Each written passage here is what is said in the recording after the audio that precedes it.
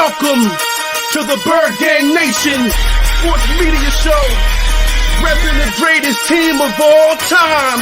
Let's go!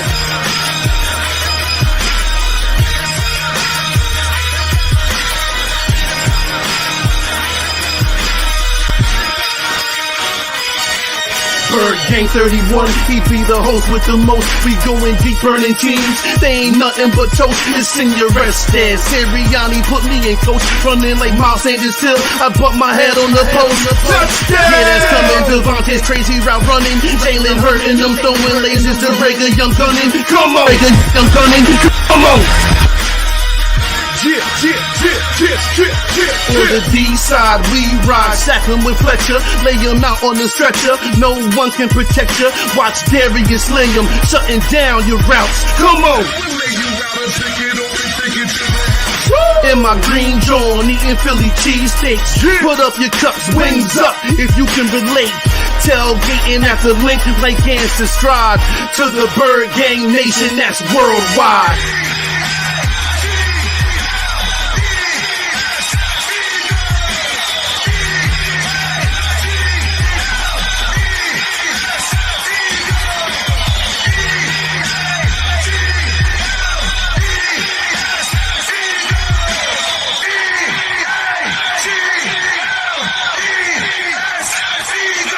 On Sundays, catch the pre and post game. Mondays is Birds on Broad Street with Philly Notion and Cool Cat, the man in motion. And Wednesdays, the midweek special got you open with JC from Eagles Talk, hitting like B-Dog, baby.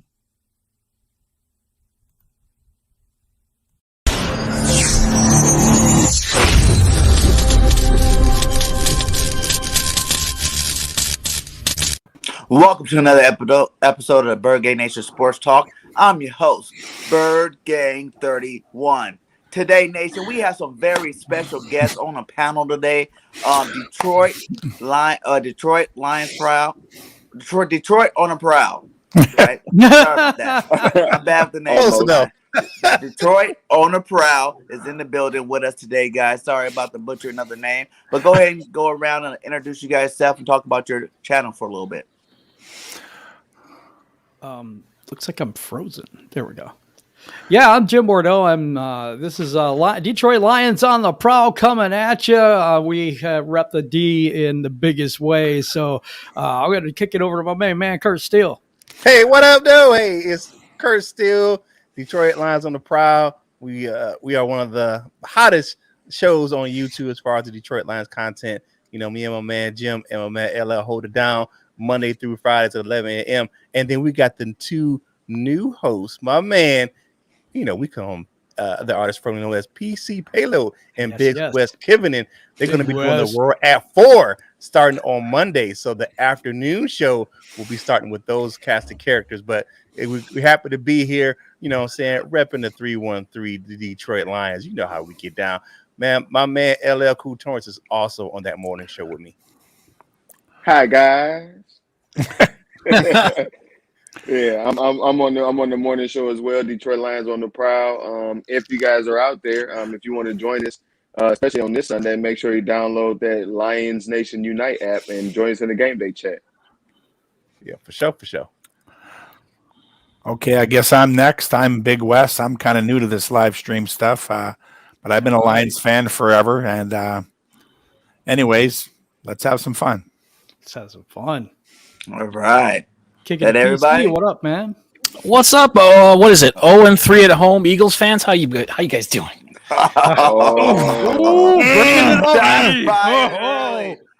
It's your boy PC. I am the Funny Bone Instigator. I'm happy to be here. Yeah, definitely. I will say this: you had me kind of nostalgic because I saw the finger wave from my man Big Play Slay. That was one of my favorite Lions of all time. Yeah. I missed that finger wave in Detroit. You know what I'm saying? I do miss that. He's been playing good this year so far, so that's good. So let's jump right into it, guys. Like you said, 0-3 at home for the Eagles, but you guys are sitting at 0-7 for the whole season. So, you know, shots fired back a little bit there. At least we got the wins on our belt. But I don't Right. really anticipate this being like any kind of blowout or anything like that, because I seen the way you guys played last week against the LA Rams, and they look good out there, man. They look good. I can't even deny it. You guys been fighting in all these games. It hasn't really been any games where I see you guys just totally getting ran over or anything like that. For us, we don't even have an identity right now. We don't know what kind of offense we're running. We're trying to figure out, are we in preschool still? Are we in high school? Did we move up to college yet? Hopefully eventually we can make it to the pros in terms of what kind of offense we're running out here. Mm. And our defense has been trash too. I'm an Eagles fan, but I got to keep it real. But we haven't been playing no good defense. We've been keeping it pretty vanilla out there, and teams have pretty much been able to do whatever they wanted against us. But how do you guys feel about the Lions so far this year? Go for it, Wes. Go, Okay, Wes. Well, what we look like is we try real hard, but we really don't have a lot of talent right now. Okay, we're doing the best we can, but it's going to be a long season. Yeah, I'm struggling with this because we're 0-7, but we've played some really, really good teams, and I don't think our quarterback's really good. I think that's a big problem for us. The offensive play calling has been a problem for us. The defense, we have so many injuries in our secondary. It's crazy. Can you loan us Slay for a game? I mean, We need him. We need everybody on this ship. Yeah, Kurt, what you got, man? We've been playing with a lot of effort. Like you guys said, I think the one game we really got this ran roughshod over it was the Bengals game, but they ran roughshod over the Ravens. So I don't feel as bad about that game as I did before. But if you look at the team, looking at what we did in the LA game, we're just pulling out all the stops. I think that we're going to be more aggressive and have more trickeration, that's the word. Trickeration for the rest of the season going up against some of these other opponents. I think Dan Campbell's going to pull out all the stops against every team. The quote of the day was, the Detroit Lions are the watch out, they're crazy team of the NFL this year, and we're going to be proving that every game going forward. Nice. What do you got, PC? Yeah, I'm in with you guys really. Been a fan my whole life and seen a lot of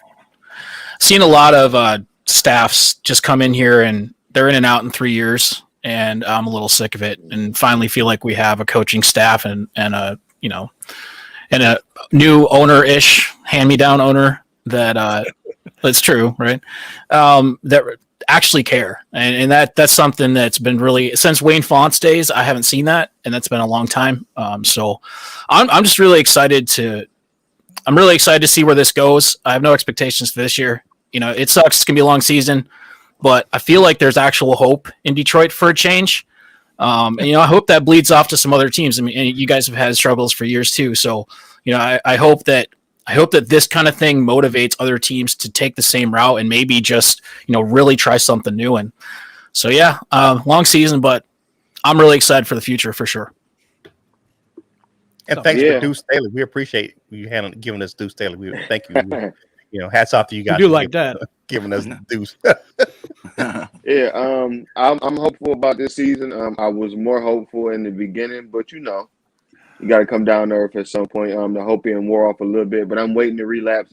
As I said before, I'm waiting to win in 1 or 2 games so I can just start doing cartwheels again. But I feel as good about this team and this regime as I have about any Lions team or regime in my lifetime. So I think everything is looking up from here, and I'm looking forward to it. Nice, man. Before we get into the matchups and whatnot, I would just like to say I'm a huge USC fan.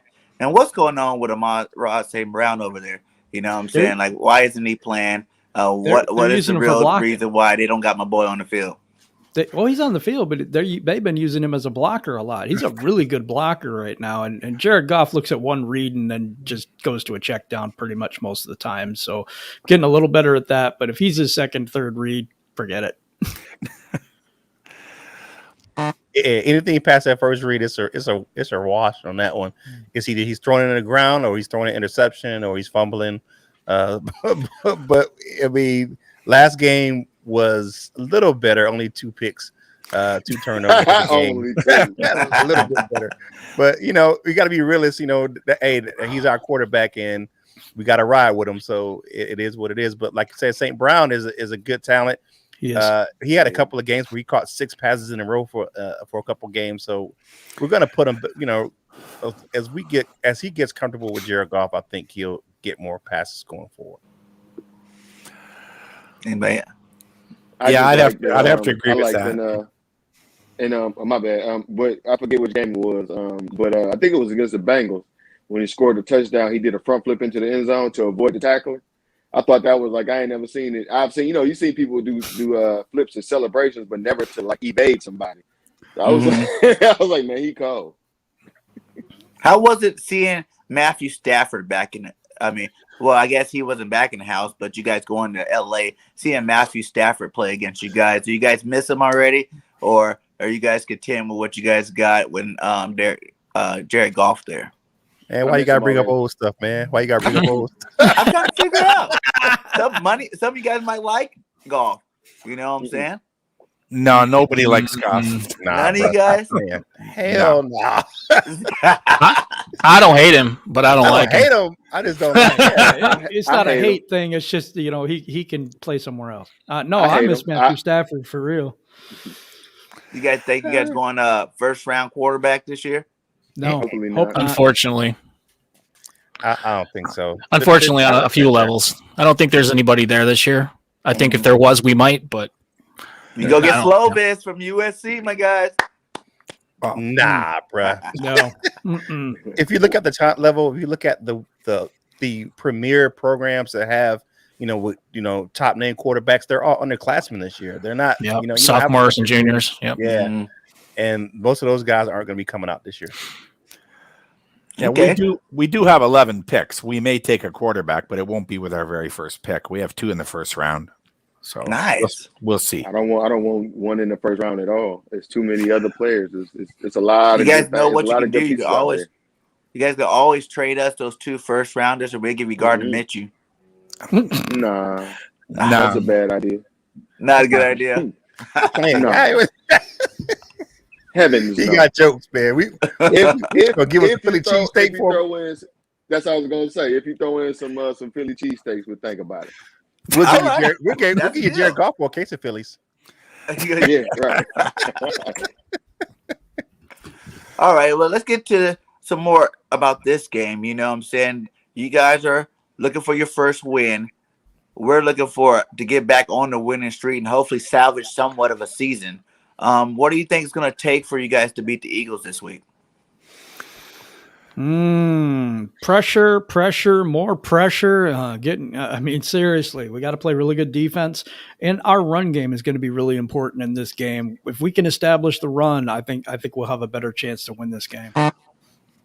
I agree with that 100%. If we can establish the run the ball, stop the run, we have a chance with Goff, because then he can play action pass and maybe complete a couple things. But if they get pressure on Goff, he's like a deer in the headlights. He's even worse than a deer in the headlights in the fact that he just keeps going backwards and keeps going, and then he just kind of falls over. Yes, pretty much. It's he doesn't ever dump it off. I don't get it, but that's a whole different subject. Well, check down Charlie, 4 to 5 yard passing.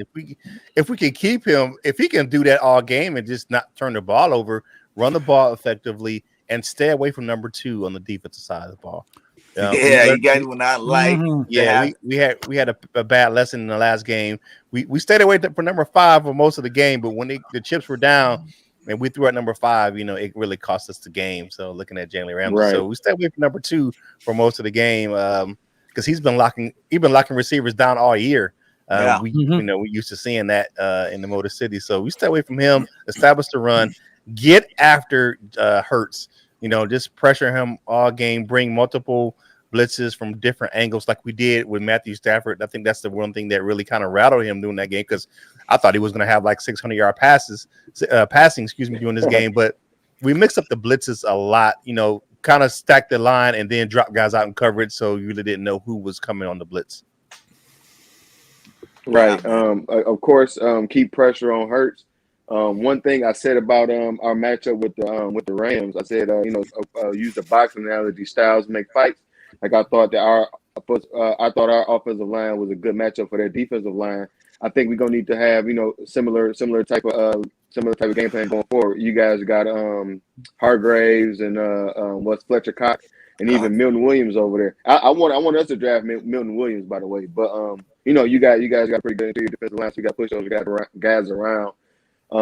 If you're gonna go at Slay, just don't be Goff. Don't throw it to him. Throw it to our guy. Don't throw it to him. And once again on defense, stay after him. I like how they send Jo Julian Okwara from everywhere. They send from outside and the inside. So let's see how that's gonna work out. I think what we really need is Taylor Decker back at left tackle. That would help our run game immensely. But we don't know if he's going to play this week or not. He's not. I'm pretty much sure he's not. And if he doesn't play this week, then we're into some rule issues at that point. So because he's coming up on that 21 days pretty quick. Yeah. Here, I think we have until the Tuesday during the bye week to make a decision on him. Yeah. Yes. Mm-hmm. Yep. Well, that's it. Tuesday after the bye week, actually. Right. So, but to chime in on your, I'm sorry. Go ahead. So hopefully he's not on for the season because that would kill us. Yeah. Well, I agree with these guys as far as running the ball. I mean, look what we were able to do against LA. So I think if they stick with it, and I think this past Sunday was probably the most consistent that they stuck with the run game throughout the game. And I think it had a lot to do with them being in the game for the most part. And they didn't have to get away from the run game. And, that's across the league. That's just how you got to play the ball. So I think if we have a really good mix of Swift and Williams back and forth situationally properly, and we execute, I think we have a good chance to win. If the run game's not there, we're stuck with Goff. And then I just, then I start drinking beer. So yeah. So that's really what it comes down to: consistent run game. Nice. But let's break it down position by position. Let's go quarterbacks. Who do you think have the better quarterback in this game? Jalen Hurts is not playing that great. You know what I'm saying? I could say his season so far, I'll give him like a C- for what he's done. I don't blame it all on him because of the play calling we got going on here in Philadelphia is not helping him and not putting him in the best situation to succeed. We also have offensive line, a lot of linemen going down this year, and we wasn't really running the ball most of the season. Like I think last week was the first drive, we ran the ball and looked like a normal offense and scored a touchdown real fast. Miles Sanders got hurt, and then next thing you know, he just dropped the whole thing and went back to what he was normally used to doing. So, who do you think got the best quarterback, and why? I guess. I gotta say, you guys do, and I know that's it's kind of the lesser of two evils, I think. But Jared Goff is just really not that good, in my opinion. It's just my opinion, but he is not good at all. 66.1 completion percentage isn't bad, but he only throws for like 7 yards or 6 yards, 5 yards, something like that. He's got 773 yards, 8 touchdowns, 6 picks. So, and he's fumbled, and yeah. He gets down to he's great from 20 to 20, not great, but we get down the field. Once you get that red zone, forget it. Yeah, I got to agree with Jim there. Goff is just a bridge quarterback. We know what he is. He's been in the league 4 or 5 years. He's not going to get any better. Hurts, we don't really know what he is yet. He's still young. He could get better, but he's not too impressive right now either. And our backup quarterback, Blau, he'd be worse than Goff probably. So, yeah, it's not good. Go ahead, Kurt. Yeah, Jalen Hurts he brings more to the table as far as the run game. He can actually get out in a run. He's multidimensional, and you look at that. You can go with RPO. We try RPO with Jared Goff, and it's going to be an 8-yard loss or something like that. He's going to get hurt. Or something. So that's not a good thing. So if we can get him to actually throw the ball to multiple receivers and go through. Now, I did see in the last game he actually went through his progressions against the Rams, I think it probably was the stadium. He Yeah. probably was. Mhm. He probably had some reference points in the stadium we could probably look at. So if we can get him doing that in Ford Field, we'll be happy with that on Sunday.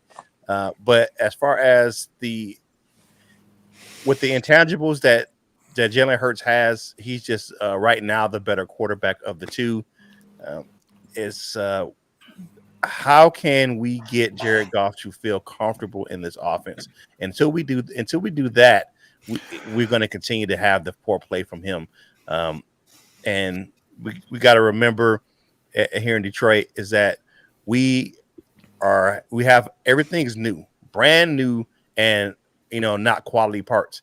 You know what I'm saying? We're trying to build a Lamborghini with Kia parts. And, I love my Kia, but it's not the same thing as Lamborghini parts, you know what I'm saying? So that's just the deal right now. So once we get some high-end automotive parts on the outside and get this thing running, we'll be all right. Yeah, I'm going to go with Hurts as well. I think he's mobile, and Goff is not. He's mobile if he runs backwards and falls down, which doesn't help us. So once he's on the run, I mean, he's got a decent sidearm when he trusts himself. But I think, like Wes was saying, what is he, 26? Yeah, and at 26 and in his fourth season, I believe. Is it? It's his fifth, I think. But whatever, yeah, 4.5. He should be way further along than he is. I think the Super Bowl he went to had a lot more to do with the team that was around him than him. I think he gets a lot of credit for that. I'm not saying he wasn't a part of it, but he functions well in a defense that does a lot of short passing, a lot of short screens, and a lot of running. And we showed that last week. Now, if we can do that again, yeah, I think Goff situationally he can think clearly in those situations. But if it's arm versus arm or leg versus leg, yeah, I'm giving it to you guys on that one. Yeah, I'm making it a clean sweep. I'm going Jalen Hurts. I actually said it out loud to somebody recently. Like just as far just talking about like what quarterback would look decent here, and I would like to see Jalen Hurts behind our offensive line. Like I think a lot of the issues that Jalen Hurts has because he running around there back there for his life. So he has some time here, and he likes to throw the ball down the field, unlike check down Charlie as Kurt likes to call him. Yeah, man, I have to go with you guys. Agree. Jalen Hurts right now, it's just we don't know exactly what he is completely. He's shined in some games. He's looking really suspect in a lot of other games. But as of right now, we know what Goff is. We seen him do it, and that's the reason why they traded for Stafford to get over there in LA because they were a quarterback away, and he was not the quarterback. So I'll go with Jalen Hurts too. We'll move on to running back, but Miles Sanders out for the Eagles, which is a huge blow in our running game. Even though we don't have a running game, he was still a huge blow for him. We got Kenny Gainwell, Boston Scott, and maybe we might pull up Howard this week from the practice squad. I'm going to have to give you guys the edge on this one. You know what I'm saying? Swift is a really good running back, young talent out of Georgia. And I'm not sure who your backup is, but I know him. Jamal Williams. Yeah, and they're better than a rookie in Gainwell, even though Gainwell has a lot of potential. And Boston Scott, you know what he is. He's kind of just that third down back that you can throw dump offs to. And, unless you're playing the Giants. If you're playing the Giants, and Boston Scott's is the king of the field. But if you're not playing the Giants, he's not that guy. So go ahead and give your take on it.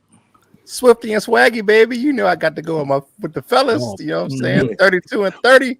You know what I'm saying? The 30-30 crew. We're gonna ride Russ. We're gonna ride them boys on Sunday. Yeah, I agree, and I think the Lions got it on this one. Jamal Williams runs really hard and kind of angry, even though he's like a really happy person. And them out of the backfield catching the ball also very, very dangerous. Our run defense, we held the LA Rams to 47 yards last week. Ooh. So total rushing yards. So yeah, I think I got our guys. I agree 100%. I think the only chance we have to win this game is if we run the ball down their throats because we don't have any receivers. We can't really throw it. And Goff isn't good at throwing it anyway. So, I mean, It's got to be. We got to run the ball. Our O line can block for running. They're not so good for pass defense blocking, but yeah, that's the only chance we have. Yeah, Jamal Williams runs like an anime character. Like he just he just keeps going, and everything's in like fast motion in the background and slow motion in the foreground. If you watch any anime, you know what I'm talking about. But it's got that look to it where he never falls backwards. He'll find a way to get 2 to 3 yards, and then you've got DeAndre Swift, who is a 3-tool back. He can literally do everything. They line him up as a wideout sometimes. It's crazy what they can do with him, and he's got great hands. He runs hard. He's real shifty. So yeah, Swifty and Swagger, my guys, man. They're two of the best in the league. I mean, statistically speaking, they're two of the best running backs. The tandem is one of the best in the league, and Yeah, I feel bad if any team have to go up against them. true that. Yep. True that. It's going to be another clean sweep. I'm going with Swaggy and Swifty on this side. DeAndre Swift, he's a Philly ball, so hopefully he might really want to go off against them. So that's what I'm banking on. Yeah. Yeah, so you guys got the running back. Shout out to the 25 in the chat. Please hit that like. It goes a long way getting this content pushed out to other fans out there. And also subscribe to both channels. If you are a Detroit Lions fan, please subscribe to Birdgang 31's channel. And if not, if you are an Eagles fan, subscribe to Detroit on the Prowl. They have great content over there. Working hard for the Detroit, fan base over there. So do us a favor and hit that like and hit that subscribe button. Yeah, man. Yeah, if you haven't hit that subscribe button yet, I don't know what you're doing. These guys are really, really good. They bring the energy, and hit that like button for this video, but also subscribe to the content here. It's really, really good. Birdgang, baby. Yeah. All right. Now I got one that's a little bit closer for you guys. We're 1-1 now. The tight end position.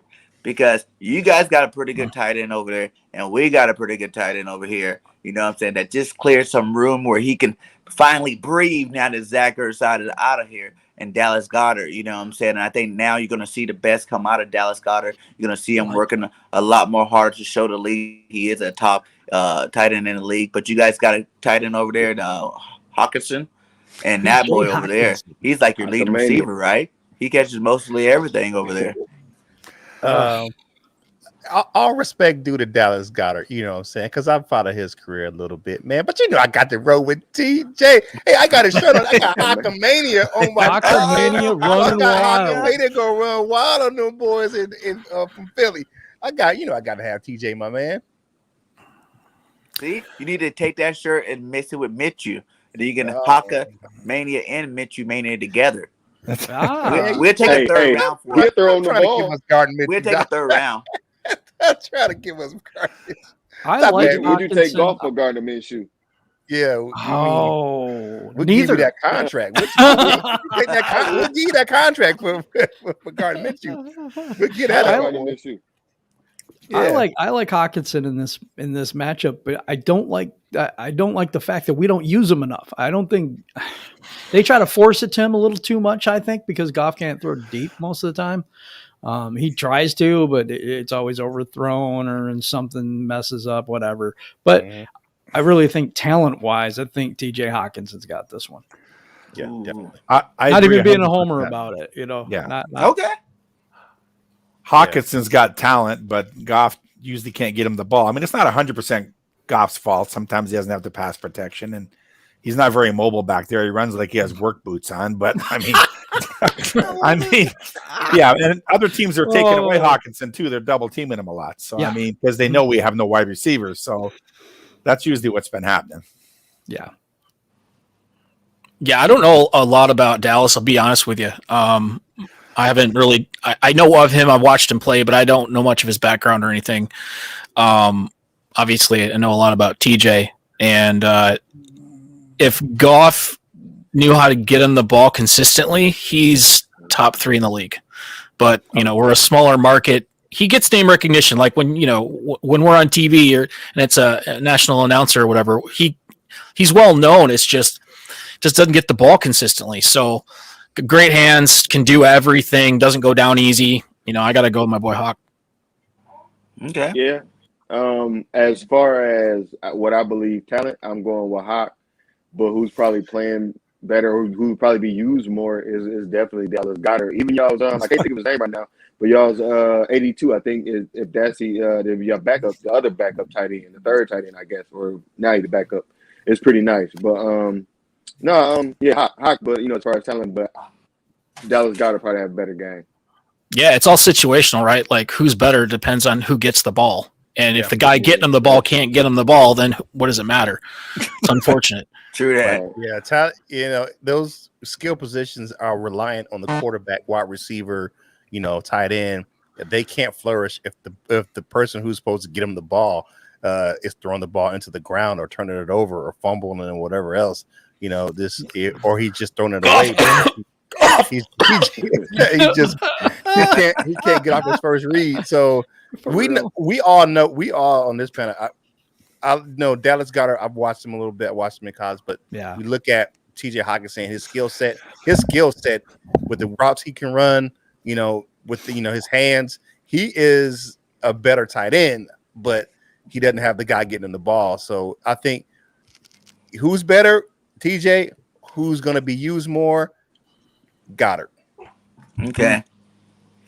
And I'm gonna go with the homers. You know what I'm saying? I love Goddard. I've been waiting for Zach to leave to give him the keys to the car, the whole season long. You know what I'm saying? Like, I love Zach Ertz for what he did for us for the Super Bowl. You won the championship with that nice catch and all that good stuff, man. But you're getting a little older in age, even though he did not look at past Sunday for the Cardinals. That was a nice run. I'm like, when did you do that for us, man? You ain't done that in like 3 years for us. You know what I'm saying? Outrunning defenders and stuff like that. That was something that was kind of surprising. And I was like, man, well, you've been holding back on our team, man. Arizona Sunshine.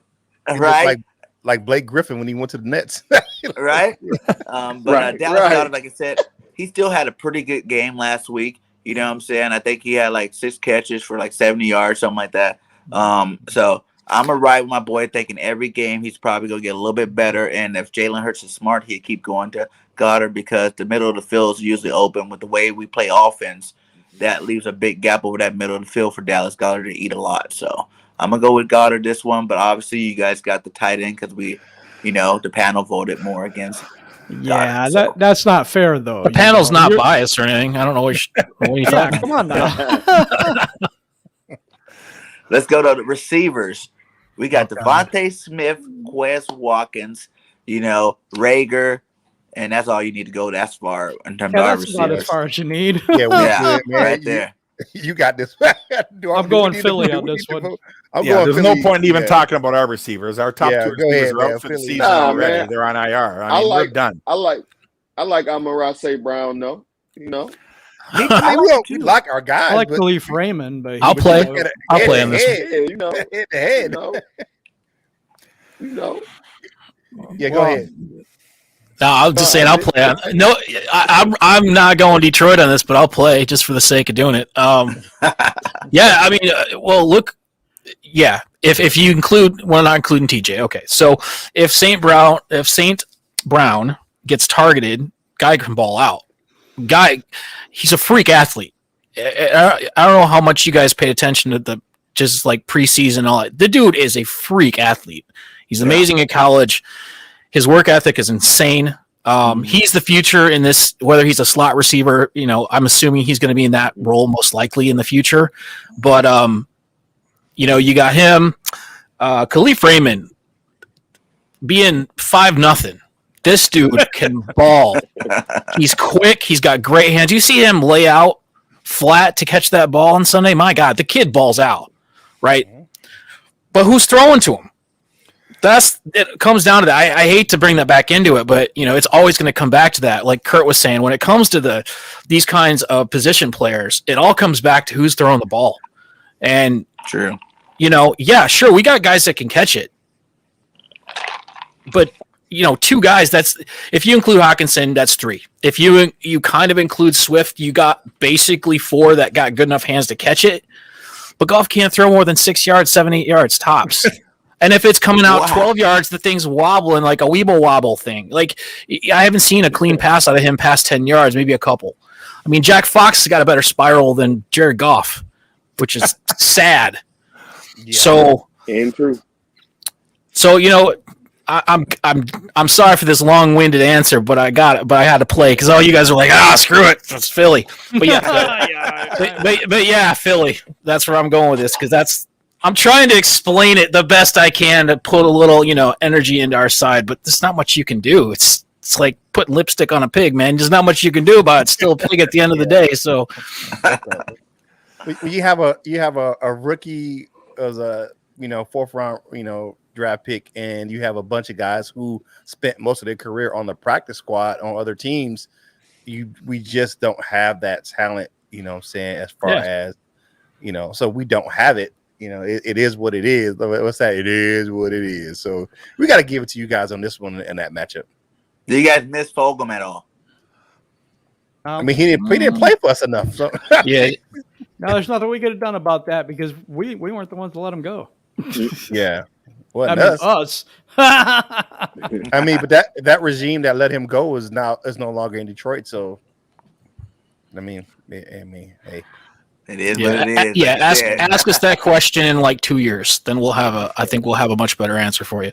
Yeah. Well, let's go to offensive line now.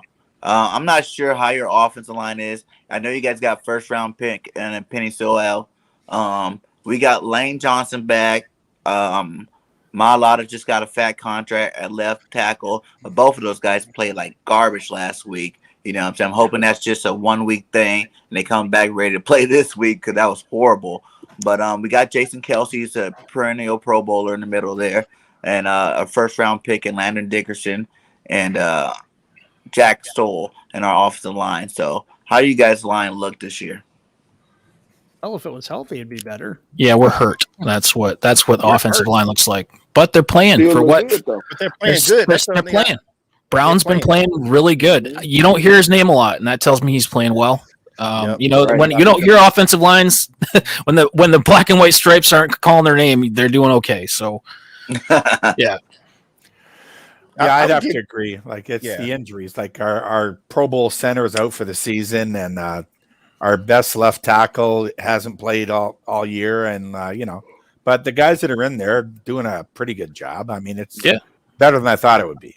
Mm-hmm. Yeah, the fact that we were able to run the ball in the last 3 weeks has been good. I mean, not so much against Cincinnati, but I'm very surprised that our offensive line, as banged up as they are able to get that many yards on the ground. I'm really surprised.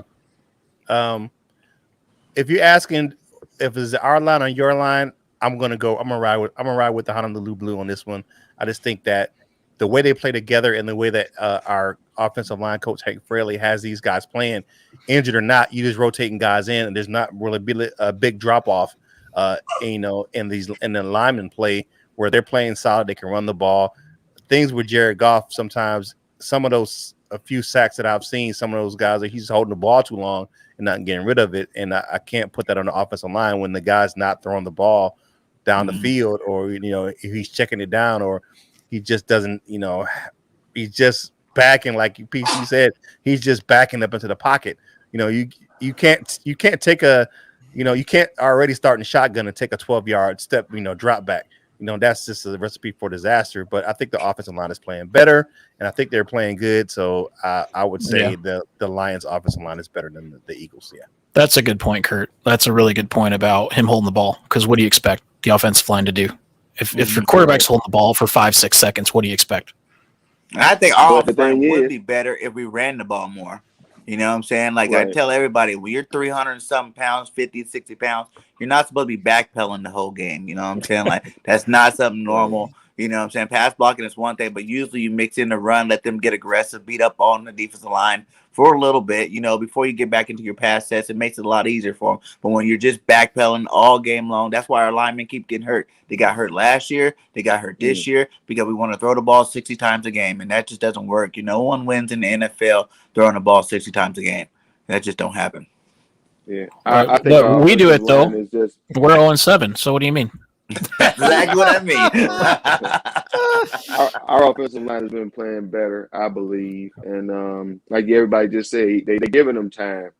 He got all day to throw a check down. So I'm going with our offensive line. Okay.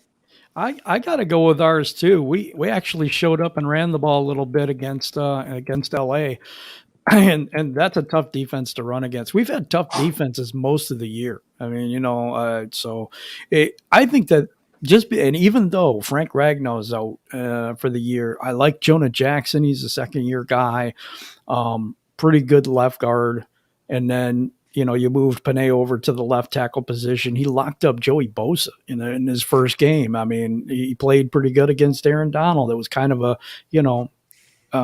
multitude of people. They line him up all over the place. He played the left good.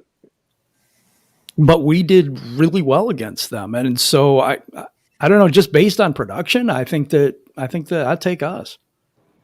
Okay, I can deal with that. I'm gonna go with the homer again. Lane Johnson's okay. Lane Johnson's a Pro Bowler.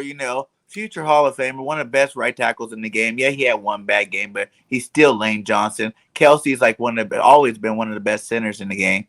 You know what I'm saying? Like, he's still there. So as long as those two guys are on that line with, Mailata, who's an up and coming left tackle. He's had like one bad game, but he's been hurt coming off injury a little bit. Landon Dickerson is a rookie. He's getting better every game. That's all you can expect from a rookie. And then we got a good swing tackle in Driscoll, who's actually playing the right guard. But just off of the Lane Johnson Kelsey thing, I feel like those are two veterans that's been doing it for a long time at a high level. And if you guys, like you said, a lot of your good best linemen are out, even though your line is playing good. A lot of those best guys, star players, are out for you guys in that line. So I'm gonna go with the Philadelphia Eagles. But you guys still win again. I wonder would Jalen Hurts agree with you?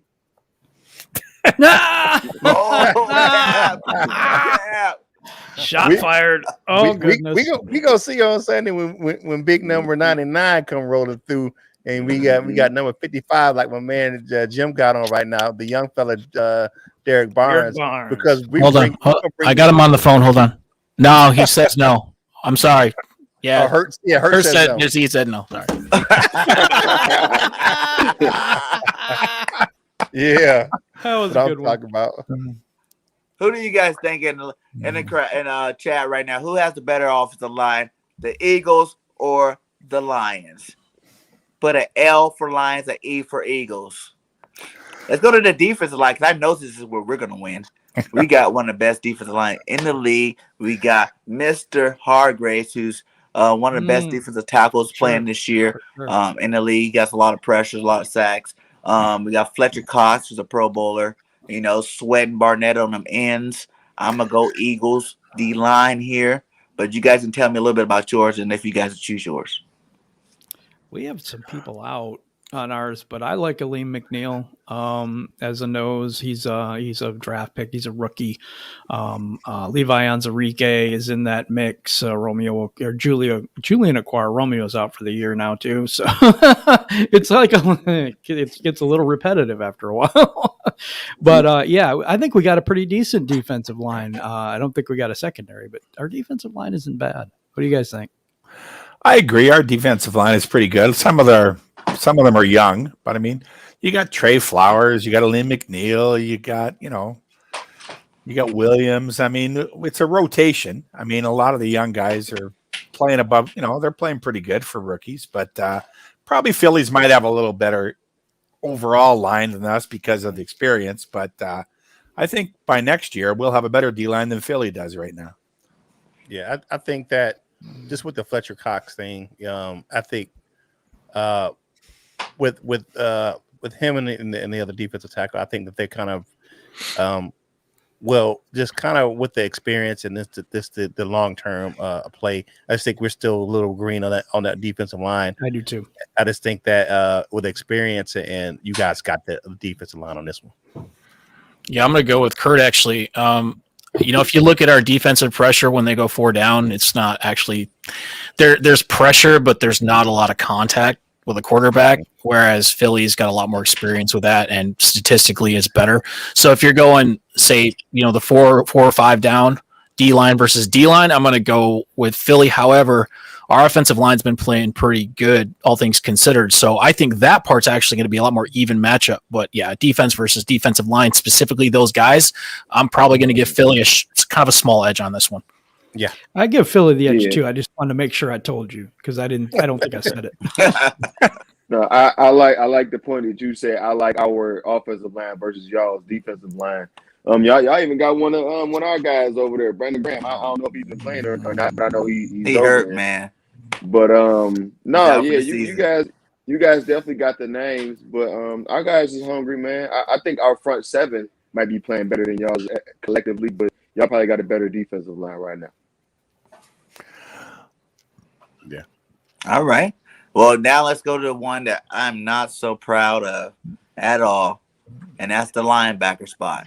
You know, We aren't either. our linebackers are hot trash. You know what I'm saying? Like they get lots of tackles, man. They get lots of tackles. You cannot, steer away from the numbers. If you look at the numbers, it looks a lot better than the players itself. You know what I'm saying? We need a real linebacker on our squad. We just don't have one. These guys are too small. They're getting taken advantage of. They don't meet nobody in the hole and lay no hits on nobody. They like to tackle 5 yards after the line of scrimmage. I can give you Tavai's number if you want. He's in New England though. He's No, New England. Yeah, he's in New England. Oh no, he got it. I heard he wants to play for you though. So I don't know. I'm gonna hear what you guys got to say about your linebackers before I make my decision. Because right now I think they're hot trash, and unless you guys tell me that your linebackers are hot trash, then we might have some kind of argument there. Now I will say this: the linebacking core played a lot better last week, and then they probably played their best game collectively as a unit last week against the Rams, where they really shut down the run. They covered as best as they could, but Anzalone had a really good game. I think he played the best game of his career last week. I think it was a better matchup for Reeves-Maybin with the smaller, faster lineup in Philly. With the Rams. So that's why he played a lot. But we got a young fella that Derek Barnes guy. That guy's going to be a superstar, and his upside is way, way up. So I'm going to pick the Lions linebacking core for this one, just because of the fact that the way that Aaron Glenn has them playing in the system right now. So I think that we see them step up last week, and I think it's going to be elevated in the game against you guys on Sunday. I got to agree with Kurt on that one. I think our linebackers were hot trash for the first couple games, but ever since we got rid of Jamie Collins, we've gone up about 5 notches.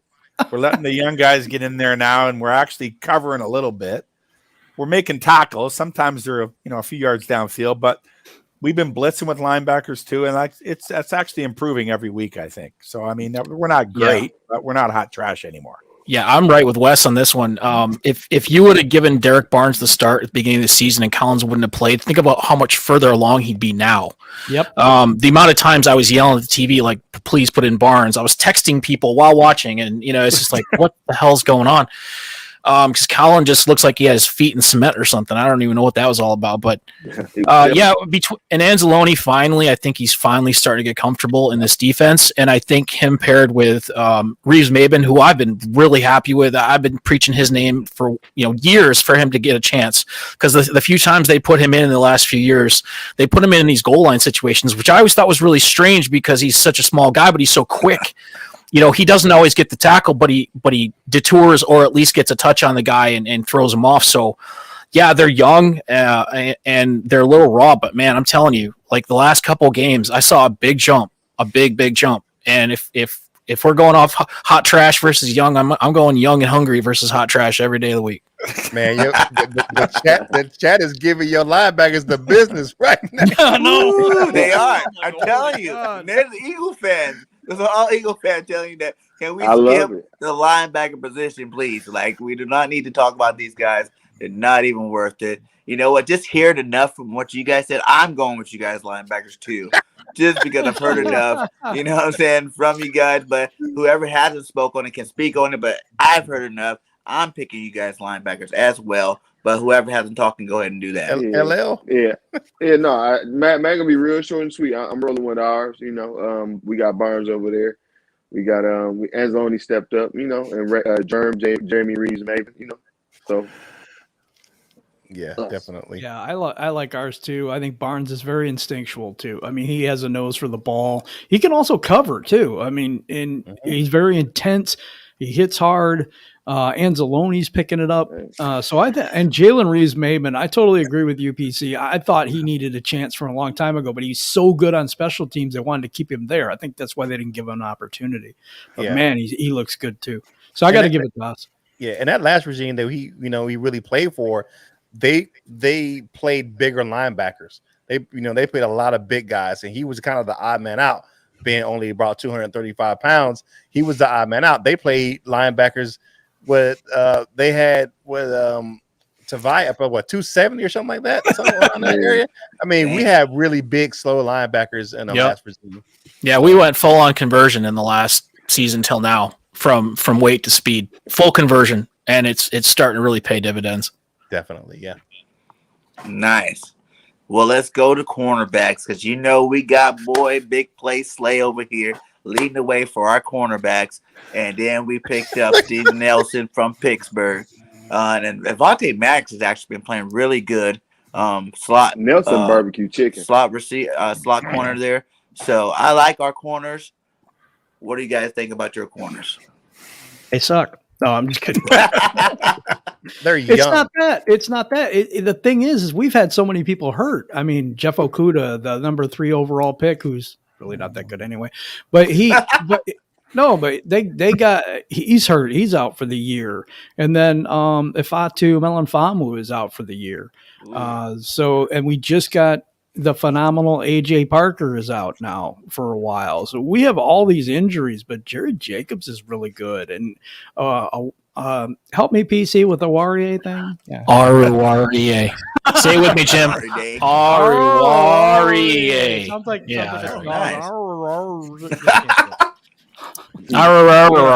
Sounds like my dog when he's hungry. Yeah, but I got to take you guys. I'm sorry. Yeah. Looking at our corners, we're just young. We're green. We're playing a lot of undrafted free agents. You're probably young guys. The veteran on our secondary is Amani Oruwariye, who is actually tied 3rd in the league in interceptions with 3. But as far as them as a unit is concerned, I have to go with you guys just with the fact of you have a guy who shuts down a whole side of a field, and we don't have that in Detroit. Darius Slay can shut a whole side of a field down right now. So, I mean, you look at it, no receiver has had even 100 yards on him all season.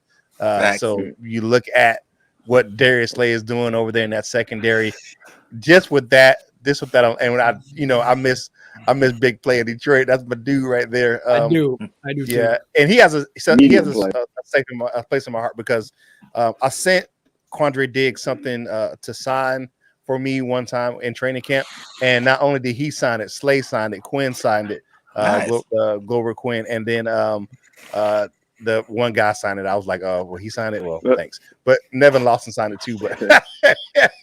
But all those guys, but Slay always have a special place in my heart for that. But that guy can just ball. And to see where he was when he came in as a rookie to where he is at now, man, I just like Slay. So I will give it to you guys on the cornerback position. Yeah.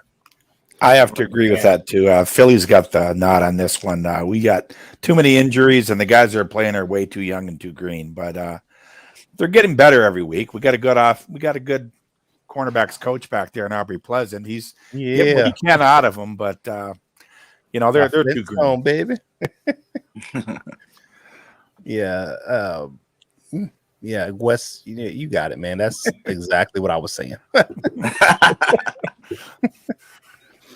Yeah, I'm gonna go with these guys. I miss Slay, I miss Diggs. Those, losing those guys to the Quinn Trasha organization. Just, they lost them over attitudes, over stuff that you do when you're 16 on the playground. And it's unfortunate, but what we've got is a bunch of kids that wouldn't be playing on any other team. They're playing on our team because we don't have anybody else, even healthy with Okudah. I still give it to you. I still give it to you guys. I believe Okudah. Yeah, Okudah is. He's out. Achilles injury. I don't know about Parker. We don't know yet. It sounds like it's going to be long term, but we don't know. So, I mean, we don't have anybody. That's just what it comes down to. I'm not trying to make excuses. We just don't even like. You're asking a question like, a team versus an empty room. Really, and I like Jacobs. I think he's doing some good things. He got lit up a little bit. We're talking Cooper Kupp, so that's not real a fair comparison. But undrafted rookie like that, I think he's doing a good job. So yeah, we got pieces coming. So again, ask me 2 years, and then I'll give you a solid answer. But we need to draft, man. We need to draft some people in there, and then we'll see what happens. Man, I got faith in our guys, man. We ain't let Jamar Chase run all crazy on us like that. We've been holding guys. People been getting off, but it ain't been so bad. But and that's out. I don't know, man. I've never been really sold on Slay. I know he got and I didn't know he ain't allowed a 100-yard receiver this year. So I want to make sure I state that before I diss him some more. But medium play Slay, man. And what's the other guy? Who'd you say? Medium play Slay. What's the other guy? What's the other corner? Nelson. Nelson is barbecue chicken. Slay, that boy is food. That guy. I gotta write that down. Man, but y'all, I don't know, man. I think our secondary overall hasn't played as worse as they could, especially in the last two games. They held on real tough against Cincinnati, and they looked real good last week. But in this game, I'm picking us. But I guess overall, maybe y'all. Ooh. Okay. Yeah, I see. Real quick, I'm sorry, but I mean, I see. You see the amount of time Stafford was really having to pick his targets. So that says a lot about our young guys. I'm not saying that they're absolute garbage. And I think the only reason they're not is because of Aubrey Pleasant. That's the only reason these young guys, because he knows what he's doing. I can't wait to see him with, guys in their third, fourth year down the road. I can't wait to see how he coaches up. Because if he can do that with the talent we got now, just to be competitive in those types of games, then I think we're doing okay. I'm not hating on them, but at the same time, no, I'm not. They're just too young and green. But like you said, Pleasant's getting the most out of these guys. You got these guys use a boxing analogy. They're punching above their weight. With guys like Jerry Jacobs, and they're playing well above what they should be. You look at and the guy that really has been disappointing to me is the veteran we brought in. Worley is playing terrible back there in the secondary. He's getting trashed. I mean, I was like, I saw him getting walked all the whole game last week, and that was really his first action. So every time the camera was on him, it was head down, shoulders down after a score, walking to the sideline. That was him on TV. Worley was terrible for real. Game. So he was so the young. I like our young guys, but as far as top to bottom, what I'm saying that as far as the talent category, I have to give it to you guys. Top to bottom in heart category and effort, I'm gonna give it to the Lions, of course. Well, we do got a really good pass defense in the secondary in terms of that. We went in against a lot of good top receivers and tight ends out in the league that we've held them all in check for the most part. That's not except for what's his name, Tyreek Hill. He kind of went off on us, but we were in the zone in that game, and then we didn't have Slay on him. The last 2-3 weeks, we've been putting Slay on the top receiver and been shutting that guy down pretty well. So, what I'm saying? I'm going with us. I got a bet for you. I bet you a Coney dog or maybe two Coneys to a cheesesteak that if we score a passing touchdown, it's on Nelson. Flint Coney or Detroit Coney? It's on Detroit who? Coney. Pontiac Coney. Nah, man. Okay, I'm going Flint. Play Slay? Flint Coney's is bad. Pontiac Coney's, baby. The end times got the best Coney's in America. But No, man, after the last game, I can't make no bets. Okay, go 33 for 36 or something like that. He only had 3 incompletions and 2 of them were throwaways and 1 was an interception. So I can't say anything about our pass defense right now. Not enough confidence behind it to bet him. But hey, I don't know. I don't really think it's gonna be on Big Play Slay though. I'm gonna say that because those touchdowns weren't on Big Play Slay. They were on Nelson Island over there. So I'm still confused if I really like him or not. What I'm saying? He played some good games. He played some suspect games. So I'm kind of on the fence with Nelson Island. But, overall, our secondary's been a lot better this year. So, what I'm saying? So I'm going to go with us. for the cornerback. Safeties, I hope Harris is back. McLeod's really good. He's just got back this year. He's playing some good inspired football. When Anthony Harris is playing, he's playing some good football this year. I really like our two safeties that we have back there. Who you guys got for safety again? We'll trade you Will Harris for him. Well, you still get Harris. We get your Harris. You get our Harris. Oh yeah, we'll trade you. No, we need Anthony. We're gonna keep. Yeah, we're playing with playing with like a half of like a 3/4 of a safety right now. So yeah, with Tracy Walker. So I mean, Tracy Walker, his game has stepped up definitely. He's one of the highest rated safeties in the league as far as PFF is concerned. So, and I don't put much onus on that, but he is one of the top rated safeties right now. The way he's been playing, but if you look at that, that's our box safety. On our back end, our back end safeties have been torched. So I'm gonna say a wash on this one. I'm gonna say it's a wash. I'm not gonna pick it's a wash. It's a wash. Just because of the fact that you guys can give up plays and when on this in the safety spot as well. So I think it's a wash with our guys and you guys. Okay. I kind of got to agree with that. I'm not a big fan of Will Harris. Dean Marlowe is another guy, and just another guy. And for me, I don't know. I think Tracy Walker, I'm not as big of a fan of Tracy Walker as some people are. I don't think his coverage skills are that good, but he can lay the wood, man. That dude can hit. Yeah, watch out if somebody's over the middle because that dude will lay them out. He really will. So for me, I think I've got a draw too. I don't see either team have an advantage here, to be honest.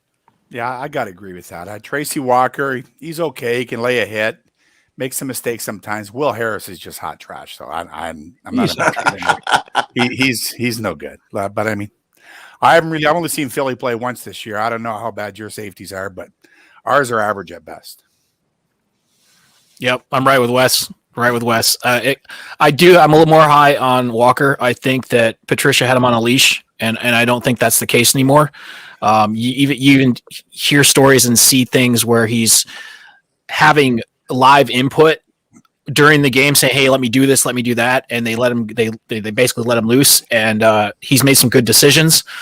There's a reason he's rated as well as he is, but yeah, Harris is garbage. And I'm telling you right now, within the first 3 rounds, we are picking a safety next year. It's going to happen because we easily within the first 3 rounds. So yeah, I'm going wash on this. I think both ends are going to get lit up. Well, maybe not because Goff can't throw more than 10 yards. So your safeties are going to look better than our safeties, but I think it's a wash. I think we got the best safety in the game on Sunday. I think Tracy Walker is going to be the best safety on the field. Better than McLeod and Harris? Yeah. Playing better right now than he's the best safety. He's going to be the best safety on the field. He's playing the best out of all the safeties. Of all of those guys is going to be out there on Sunday. That's my opinion. Yeah, he's rated the highest of all the safeties that's on the field on Sunday. I think he's just been playing. I think he's been playing over the last 2 games especially. He looked okay to me. But yeah, so. But I can't really speak outside of that, so I guess I'll go with you guys. It's a wash, all right? So now we'll get to yeah. I'm sorry. I wash. Whoa! I gonna say you go with us. Or you say you go with your boys with the wash? Yeah, right? Okay. I see how you doing it. I see how you're doing it. And since all you guys are washing, I'm going with the 2 Pro Bowlers, the 2 guys that I know have been doing it for a long time, and McLeod and Harris. So I just now met that guy you just talked about, the other guy that you said is a hard hitter. So, all right. So let's see. Position wise, I think you guys, what are we sitting at? Maybe kind of like even if you want to add all of them together there. Mm-hmm. You know what I'm saying? The teams that we have different positions that have better, but overall probably one about the same. Let's go with the tiebreaker being the coaching staff. Oh, I got ours. I got it. I got to go with MCDC, baby. Dan Campbell. Dan Campbell. Hey, I'm going to go with Dan Campbell, too. Oh. Yeah. No, I love the way – it wasn't that we went for for it, with two fake punts and an onside kick. It was the fact that we executed all that and succeeded on all those things. That's not easy to do. Yeah, and you got McVay over there going, calm down. You saw him like on the sideline. They went to him. He's like, "Hey, everybody, this is not how it's going to be the whole game. Calm down. This is not the team we're." You could just tell he was like, "Shit, I didn't see this coming." The fact that we executed that, and watching that's all I needed. We could have lost. We did lose, but we could have lost right there, and I've been like, "Yeah, you got McVay rattled. I'm good to go, man." So anyway, sorry, it's way off subject, but No, yeah, I coaching saw staff. that too. I thought that dude. was going to be a blowout for real. I didn't expect you guys to be doing. Oh, no. do that good. I did not We expect thought it was going to be a blowout. Yeah, I honestly thought we was gonna win because that's just Yeah. to me that's the most Lions thing that would happen. They would go out and look like royalty in that game. and then lose the rest of the season. Yeah, that's usually how it That'd works. be the inspired win. Yeah. Beat Stafford for leaving Right. us. And make Wait, it make We were him doing look good. bad. I mean, we were doing good except for third and Goff. Yeah. We don't want to get in that. That's your key to victory. If you can stop our run game, Right. get us in over 3rd and 5, we're finished. Yeah, let's go. Unless let's you Trick Derek off get and all you not guys throw it to 3 the keys running to back. victory that you guys think. what? What are your 3 keys to victory for the game? Okay, for us, running game, being able to get pressure on your quarterback, that's 2 of them, and then I think third for us is coaching. I think third for us is making the right decision at the right time, and not being stopped in the red zone all the time. So I think I gave 4. Sorry about that. That's all good. Yeah. 3 keys to the victory. Win a turnover battle. Definitely do that. Put Jalen Hurts in the hurt locker. You know what I'm saying? Pressure him all game. Run multiple set. I kind of do like what we did against Stafford, where you have multiple looks where you're blitzing multiple different players out of the same look. So you're having different pressures out of the same type of formation. So I like that with Aaron Glenn and run the ball, and then you finish with that, run the ball some more. So Yep. that's what I got. Yeah, I got to agree with most of those too. I think we have to get pressure on their quarterback. We have to run the ball. As Jim would say, we can't get in 3rd and Goff or we're done. Because then he'll choke, he'll fumble, he'll do something. Like our defense is getting a little better every week. They're not going to stop everybody, but I mean they're improving every week. They're young, they're green, but they're giving a hell of an effort out there. But we have a chance to win this game. It could happen. We should have beat Baltimore and Minnesota, except for long field goals. I mean, we've been in most of the games. And who loses the game on a doink 66-yard NFL record doink field goal? I can't even. That's a doink. Doink. It hit the crossbar. It bounced in. Only happens to the Lions because usually it bounces out. It bounced in. That's a Lions loss for the ages. But don't forget they completed a 4th and 19 just before the doink field goal. Yep.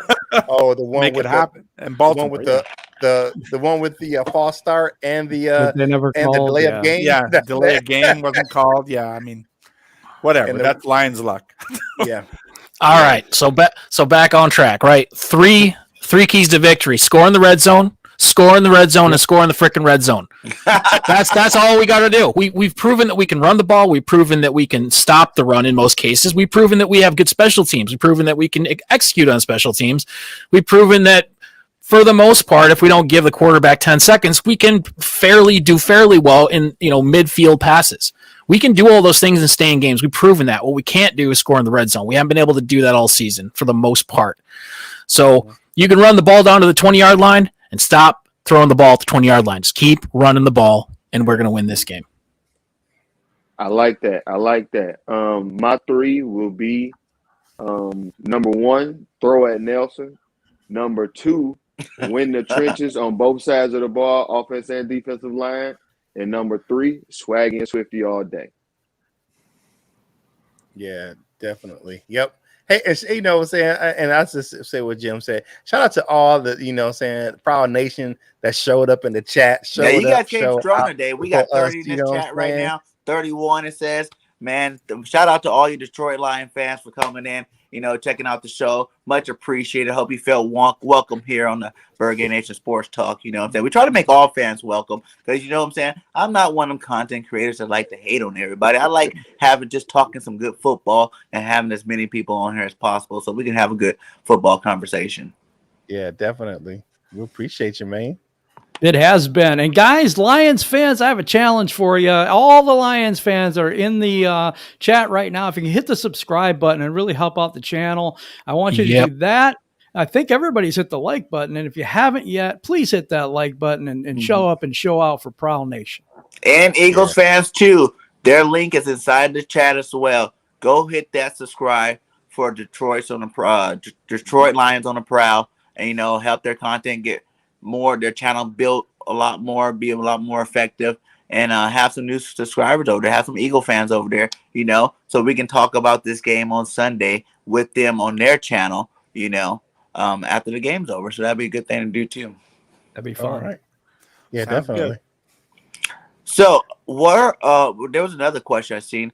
Give me 3 rookies that impressed you the most so far. That's easy because all our team is pretty much rookies. So Yeah, there you go. That's easy. That's easy. I got about 5 or 6. Derek Barnes. I got Derek Barnes. Oh, wow. Panay Sewell would be another one. You know what? I'm going to give it to Jerry Jacobs over the last few weeks. He's an undrafted free agent, but man, that guy's playing really well right now. We have pretty much a lot of rookies. So everybody else want to take another rookie? Because we got plenty. Yeah. AJ Parker, Melifonwu, like all our draft picks are doing well that have got all of them. Amon-Ra St. Brown. Our best players are all young. Yeah, most of our guys are young. Jerry Jacobs, Panay Sewell, and shout out to Panay Sewell, who had to tell Aaron Donald, "I ain't no punk bitch." So I'm loving it. I seen that. That was man, tight. Panay Sewell. So that's my guy right there. Yeah. Yeah, he can do that. Everybody keeps saying that. Is that exactly what he said, or is that kind of what he was getting at? That's kind of what. It's like I'd love to hear what he said, man. Whatever he said was basically was saying, yeah. And he was bigger whatever than he Donald, said. Jonah Jackson was like, "Whoa." Yeah. I backed it up like 5 times to try to read his lips, and I couldn't figure out what he was saying. Yeah. But know Jonah what he was Jackson. The Panay Sewell. I think, like you said, AJ Parker. Another rookie, Jerry Jacobs. I mean, we just got a lot of young guys. You can name about 5 or 6 guys that Derek Barnes that our draft picks are playing because hell, everybody else is hurt, so they can't do nothing but have them in the game right now. Yeah, I'm right with these guys. Just gonna echo this. Derek Barnes, number 1 for me. Close seconds, Panay Sewell, if not tied for first. And I really like St. Brown. I wish he played more. Every time I see him out there, he's doing something right. I don't know if he's had but maybe 1 holding penalty against him the entire season. And for a small guy like that gets stuck blocking most of the time, that's pretty impressive. So those are my 3. I'm going to go with Panay Sewell, of course, number 1. If I can tie it for my number 2, I want to go with. Well, no, my number 3 would be tied, but my number 2 would be Derek Barnes, and my number 3, if I can have 2 of them, it'd be our young guys in the middle, Levi Onwuzurike and Lee McNeil. I like them both. I forgot about those guys. I forgot about those the 2 big fellas. Yeah, it's draft picks. Yeah, those, and they eat up space. Onwuzurike has been playing really well as of late. He was hurt early in the year. But and Lee McNeil is coming on too in that run game, holding those guys. Nobody's running down the middle. You don't see it very often. Well, we don't even run the ball, guys, so we don't have to worry about that then. For real, Sorry, I wish we did. Like, it would help out Jalen, help out everybody so much. I wish our coach, he had 10 days to figure it out, and he couldn't figure it out in 10 days. I doubt he's going to figure it out in 6, but we could always hope, what I'm saying? We could always hope that he still has the best saved up to go on this little stretch that we got going here late in the season. So we'll see what happens. Everybody finds their offensive traction against us somehow. For real, they do. Everybody gets better when they play us. So hopefully that works out. I got this. Richie in the chat says Sixers play Pistons this Thursday. You'll win that one too. And that's another 0 team right now is our Detroit Pistons without Cade Cunningham. Oh man. Yeah. So do you guys think it's going to be a high scoring game, a defensive battle, or do you think the defenses are both going to be trash and the offenses are going to put up a lot of points? I don't think it's a high scoring game. I don't think it's a high scoring game. No. I think Detroit wins 21-17. I had that. I had pretty much the same score, so that's the same thing for me. Mine is 20-17 though.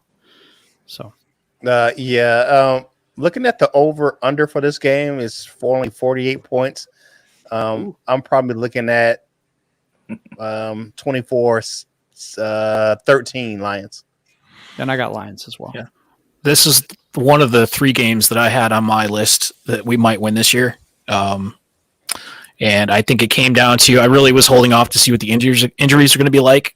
But I really think I'm on the board of these guys. I don't think it's going to be a high scoring game. I think you're going to see the Lions run the ball after last week. They're going to try to really grind out the game. And you saw like 9-minute drives last Sunday. So you're going to see a lot of that. So I don't think there's going to be enough time in this game for that to be the high scoring. So I'm probably going to be in that 21-17 Lions area, but that could go either way. I think it's going to be a really tight game. So I mean, it could go, Philly 21-17 Lions. It could go either way. So I think it's going to be right in that area.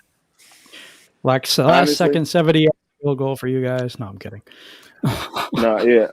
Honestly, Birdgang, I think it could go either of those ways. It could be a defensive game. It could be like 19-17. It could be both. Everybody just want to get off that game. It could be like 45-42 or something. It could be one of the games like it's being, maybe right in the middle. I don't know. If I got to pick, I'm hoping it'd be a better game offensively for us. So let's say Lions 28. What if I got to pick a score? Lions 28, Eagles 20. Nice. Well, I think that it should be a really good game. I'm hoping that our coach can get it together to the point where we can score some touchdowns on the offensive side of the ball. I got the Birds 31, the Lions 28. I think we just squeak it out with a late game field goal or something like that. Or a late game touchdown to take over the lead, or whichever way it happens. But I do think we can pull out this win and get back on the winning track this week. And I do not want to lose. If we lose to Detroit, man, I feel like people need pink slips. You know what I'm saying? I mean, the head coach need a pink slip, the defensive coordinator need a pink slip, and then maybe 2 or 3 players need to get traded before the trading deadline. That's how bad I think it's gotten for my team. So trade them up. And that tells you how bad it is for us, right? Yeah, get ready. But like you guys said, you guys are like that 0-7, but you guys are 0-7 with a bunch of young players, you know what I'm saying? And a coach that's actually building some culture over there, you know what I'm saying? These young players are going to develop. The coach is already being established here. Like, we got 2 coaches that don't even know nothing, it seems like, about football and at a pro level, and we got a lot of veterans on our team. You know what I'm saying? That these guys' last couple of years in the league. You expect them to be putting out a better product on the field, since they are veterans and leaders like that. So, I don't know, man. I think, if Nick Sirianni can't call it good, we shouldn't be 8 weeks into the season and not have an identity on offense. You know what I'm saying? We shouldn't be 8 weeks into the season and our defense still playing the same soft defense, cover 2 defense that everybody in the league's been tearing apart, and you haven't made adjustments. You don't blitz. We don't have the linebackers to play the defense you want, and you're not making adjustments to put these players in better situations. You just described the last 2 years in Detroit.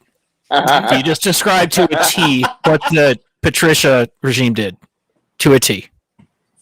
So we're glad to be out of that too. I feel bad for you, man, because having those veteran players in there that kind of know what the hell they're doing with coaches that don't, that's got to be demoralizing to the team.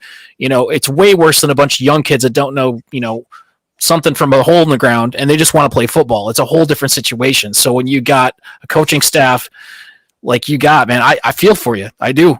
And I don't want you guys to lose to Detroit either. In a sense, I feel bad for you, but man, I'm telling you, 0-7 don't feel so good. So we'd love to beat you. And that's the other thing too. You guys are hungry. You guys played all these close games, and you're 0-7. So a team like that is just waiting for that first taste of victory. You know what I'm saying? Just waiting for it. And I tell a lot of people, I wouldn't be shocked if we lose, just for the simple fact, if we don't change our coaching, I can't see us winning too many more games the rest of the season.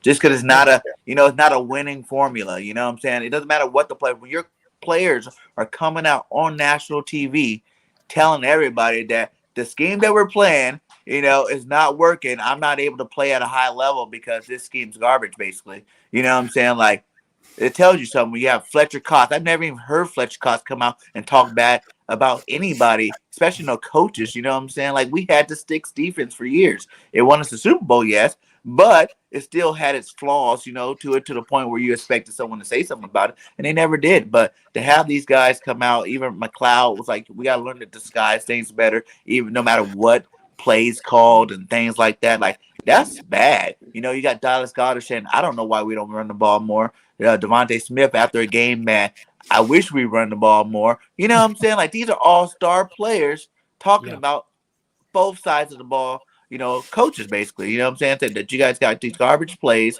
these garbage schemes, and you guys are making us look bad. A big thing I look at Jalen Hurts' progression. Last year, he only played 4 games with the B team, and everybody thought he was the next coming at quarterback. You know what I'm saying? Everybody loved the way he played. His quarterback percentage was a little down, but they gave him credit because he had these backups, scout team players when he was doing it, but he was still putting up big numbers. You know what I'm saying? You look at the game against Cardinals where he threw for 350 and ran for 100 yards. You know what I'm saying? Like, we beat the number 1 defense in the Saints, things like that. But then you come back this year and it looks like he's been digressing as the season has been going on. You know what I'm saying? And that, to me, is coaching. You know what I'm saying? You know what he can do good. We ran a traditional offense last year, and that's what he was really good at doing. And you're trying to run this RPO offense. I think the only other team that runs RPOs nearly as much as we do is the Chiefs, and you see their record too.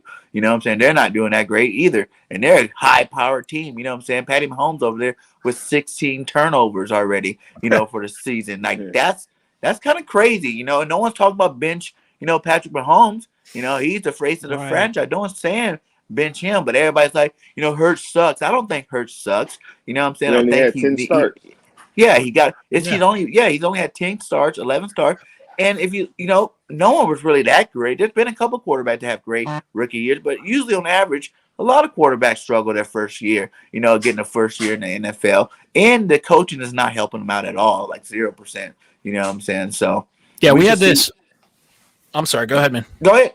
I'm just saying we used to have this guy named Matthew Stafford on our team. Yeah.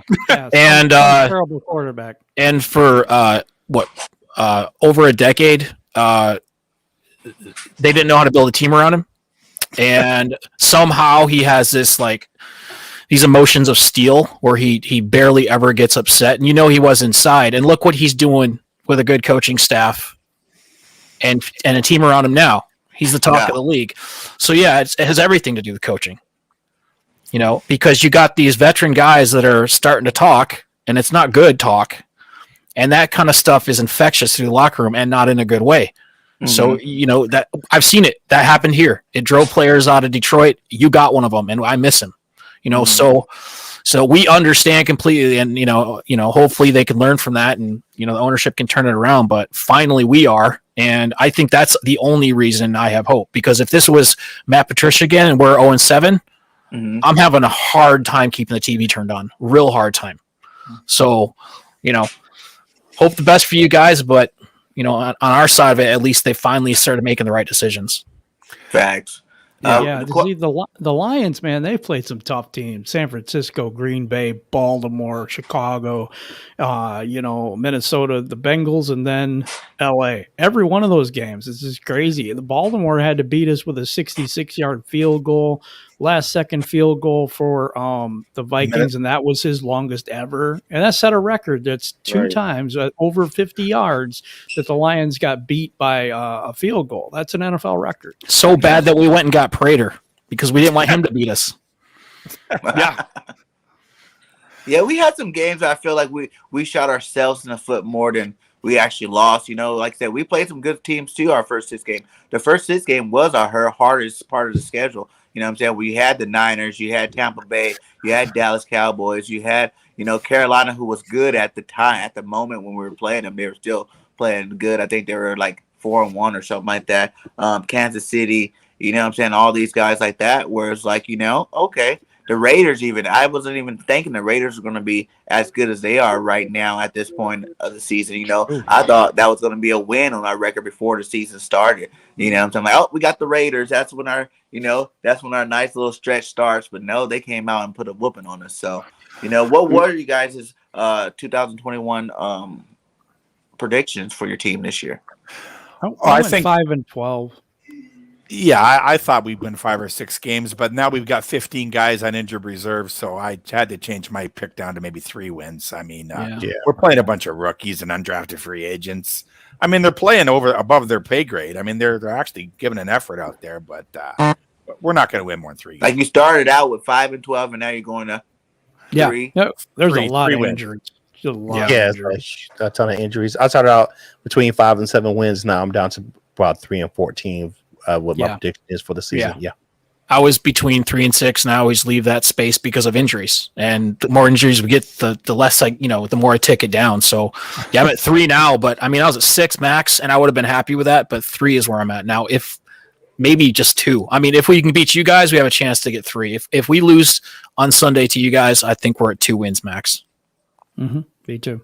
My bad. Go ahead, big boy.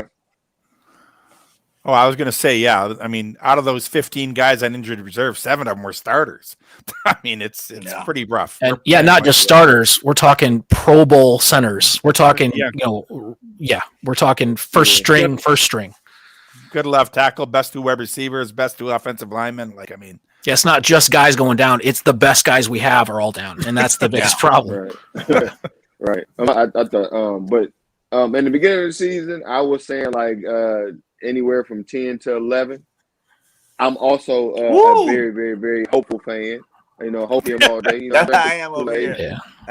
But and now I can't. It's hard for me to pick because what I think they're doing, what I want them to do. You know what I'm saying? I want them to. They might end up winning like 3 or 4, but I don't want them to win 3 or 4. I want them to win 2. Only reason why 2 because not 16 because I don't want to be the first team to win or to lose 16 games in the season twice. And 1 because, or that's why I want 2, and I only wanted 2 because I want the number 1 pick. I went over to LL's house at midnight a couple weeks ago, and I stole all his Kool-Aid, so he couldn't drink it no more. So now he's got to be realistic. I got some more. I'm just waiting. Yeah. So I mean, he was 12-5 going into the season. And then I still like it. Honestly, if we lose to you guys, it's gonna be a whole nother prediction. But I still think we can get to 10-7. With the schedule we have left, we might lose to the Chargers, you know what I'm saying? And then we might lose to Dallas again at the end, depending on how we're playing, or one of those NFC teams, just because the NFC East is always competitive, no matter what record, is going on there. I think we're gonna sweep the Giants, but maybe the Washington football team get lucky with us or something like that. So I still think we can get the 10-7, 9-8. I don't think we can. But like I said, if we play like we've been playing, well, at least we know that Hopium isn't just reserved for Detroit Lions fans. Oh, yeah. Right. I was gonna say, man, I gotta find out where you live and steal your Kool-Aid too, because I mean, the only thing worse than being like 8-8 and not making a wild card, the only thing worse than that is going to the first round, losing, and stuck with a pick you get, and that's the way I see it. Like, I'd rather be. I hate it. I hate saying this as a Lions fan. I'd rather be the first 0-17 team and have a first round pick than be middle of the pack and get nothing for it. If that makes any sense. I understand there's a lot more to it than that. I guess there's development of players and there's keeping the morale of the team up. There's so many factors to that. So I know that's a blanket statement, but statistically speaking, I'd rather have the choice of the pick of the litter than being stuck in the middle of the pack with nothing to show for it. That's just where I'm at this point in the season. Mm-hmm. That's why I hate when the Eagles, we didn't freaking make the playoffs, but then we're like drafting 16, 17 every year. You know what I'm saying? Not doing anything else before we actually went to the Super Bowl. Yeah, I don't like that pick either. I hope it's either really good and you go to the playoffs where you have a chance to win the title, or you know, like you said, a little bit lower of a draft pick, so you can get somebody good. Because by the 17th, 18th pick, yes, he's a first rounder, but he's not like the top 10 guys. You know what I'm saying? But next year we got 3 first rounders, hopefully, and maybe right now the way the Dolphins and Colts are playing, we could have. You know, if you guys win, I think that takes you guys out of the number 1 pick, right? Well, there's 5 other 1-6 teams. If we were to win, if we were to beat you guys, well, we'd be 1-7. But you know, let's just say that stayed that way, right? We're still in the middle of 5 other teams that or six teams with us that would be 1-7 at that point. So, yeah, I mean, what do you want to do, man? You want to be 1-7 or do you want to be 0-8? I'd rather be 0-8 because at that point it doesn't freaking matter. It doesn't freaking matter. 0-8 too. We agree, baby. I bet you would. Hey, well, what I like to do at the end of my show is do an all-time favorite team, and I think this is going to go a lot faster and smoother since there's 5 of you guys. So I'm going to give each of you guys a position. You know, I usually go through the whole team.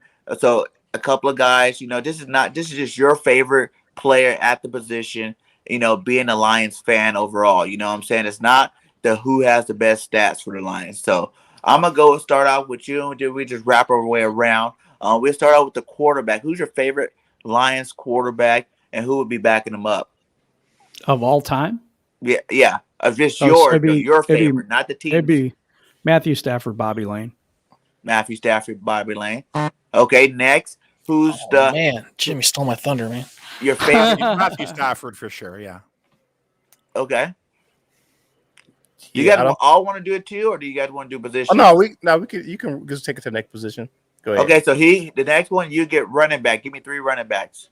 3 running backs. Do we have 3 good running backs? Barry Sanders, Billy Sims, and I don't even know. I have a third. Java Death could it be if he played more in 1 year? Yeah. Hey, Adrian Peterson played good with you guys. Not really. Nah, I'll say Reggie Bush for that 1 year he played with us. Yeah, I like Reggie.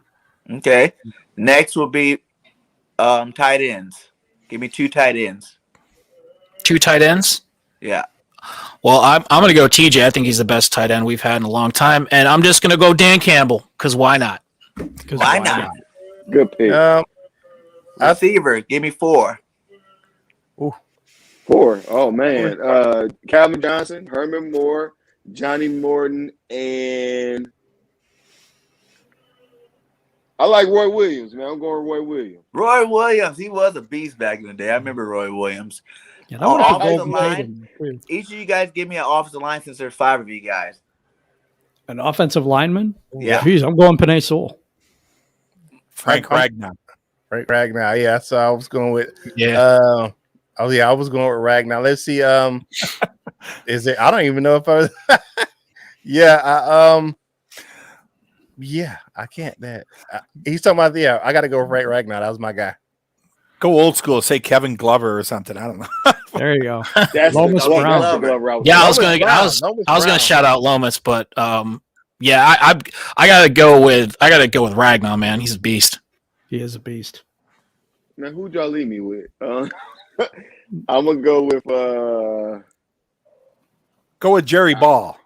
all right, J Ball. It's I'm defense. going J-Ball. That's defense. Defense. Jerry Ball was good. I don't know. He defense. Yeah, they defense. Oh, he is doing defense. My fault. Yeah. Defensive line. Decker. I'm gonna say. Okay. If I can go first. For defensive line, I'm gonna say Sue. Yeah. And Dominican Sue.